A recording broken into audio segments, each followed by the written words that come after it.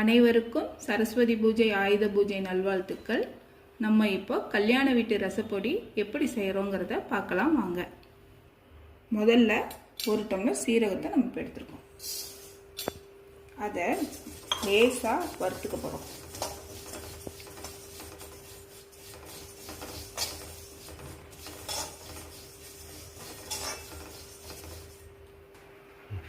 இதை நம்ம இப்போ லேசாக வறுத்துக்கிட்டா போதும். அதையே இப்போ நம்ம இந்த மாதிரி ஒரு பிளேட்டில் மாற்றிக்கிறோம். அடுத்தது மிளகு எடுத்துக்க போகிறோம். நம்ம சீரகம் எடுத்த அளவுலேயே பாதி அளவு மிளகு எடுத்துருக்கேன். அதை நம்ம இப்போ லேசாக இதே மாதிரி வறுத்துக்க போகிறோம்.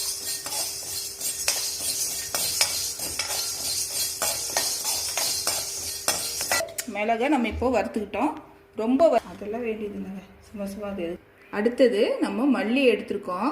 நம்ம மிளகு எடுத்ததை விட மல்லி கொஞ்சம் கம்மியாக எடுத்து அதே மாதிரி வறுத்துக்கணும்.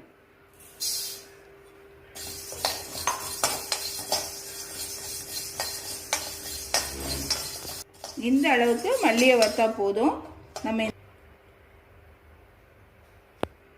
அடுத்தது நம்ம துவரம்பருப்பை சேர்த்துக்கிறோம்.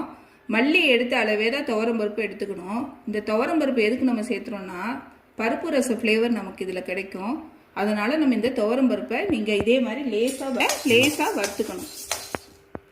லேசாக இதை வறுத்து நம்ம இதில் சேர்த்திக்கணும். பருப்பு ரசம் ஃப்ளேவர் நமக்கு இதில் கிடைக்கும்.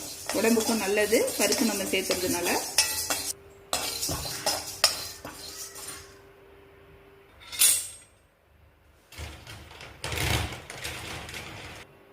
கடைசியாக நம்ம இதில் வரமிளகா சேர்த்திக்க போகிறோம். இதில் நான் வந்து ஒரு அளவு கைப்பிடி அளவு எடுத்துக்கோங்க. உங்களுக்கு கரெக்டாக தெரியணுன்னா ஒரு 100 மிளகாய் இதுக்கு சேர்த்துனீங்கன்னா கரெக்டாக இருக்கும். நம்ம இதையும் இப்போ நம்ம லேசாக வறுத்துக்க போகிறோம். நான் வந்து ஒரு கைப்பிடி அளவு தான் போட்டுக்கேன் மிளகா. உங்களுக்கு காரத்துக்கு தகுந்த மாதிரி நீங்கள் சேர்த்துக்கணும்.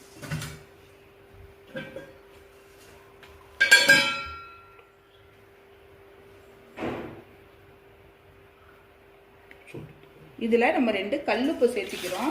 காந்தல் வராமல் இருக்கிறதுக்காக 2 கல்லுப்பு இதில் சேர்த்து நம்ம வறுத்துக்கிறோம். நம்ம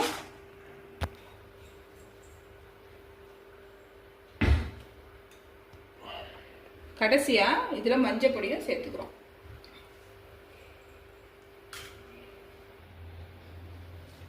இப்போ கருவேப்பிலையை இதில் சேர்த்துக்கிறேன்.